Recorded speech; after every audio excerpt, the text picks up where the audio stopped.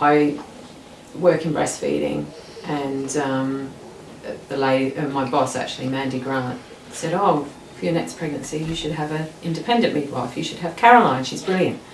Anyway, so that's sort of sowed the seed. I had a natural delivery with my first daughter, but I had her in hospital, and there was a sort of numerous times when I felt that the interventions could have led me on a different path to not having a natural delivery. And I felt very strongly, the more I sort of read and researched, that I wanted as few interventions as possible. But when I got pregnant with Josephine, I found that I was, due to several different reasons, high risk according to the NHS, and it was looking very quickly like it was going down a very high intervention route. So I sort of spoke to Caroline and said, you know, I wanted to sort of have her as my midwife. And then we sort of realised at about, it was all going well, and then realised about sort of 34, 35 weeks that Josephine was actually breech. And I sort of said to Caroline, what can I do? And she said, well, there just so happens there's a breech specialist midwife at Bridport called Jane. And I said, oh, that's brilliant. But we went and had the consultant visit anyway at the NHS, and they were recommending sort of high intervention, planned caesarean, which was sort of the furthest away from what I wanted, really. And then we spoke to Jane, and she through Caroline and Erica, and she spoke to us about breech delivery and just how it works, and put myself and also my husband at ease that we could have a natural delivery even though the baby was breech, which is what we ended up having. And it was just sort of so simple and normal that it just feels overwhelming to think that there can be such a difference between NHS care and private care, but just so amazing to have the choice, really. I was particularly impressed with Caroline, because Caroline was my main midwife.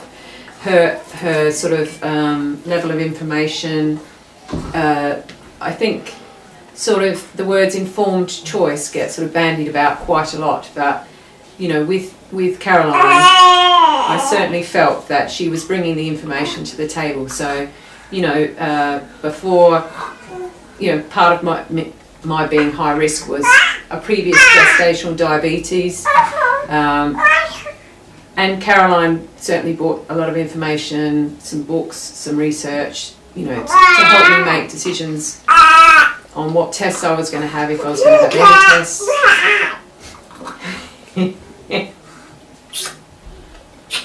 And so I think, you know, you don't get that level of information when you're going through the NHS. I think also patience, care, love, you know, understanding.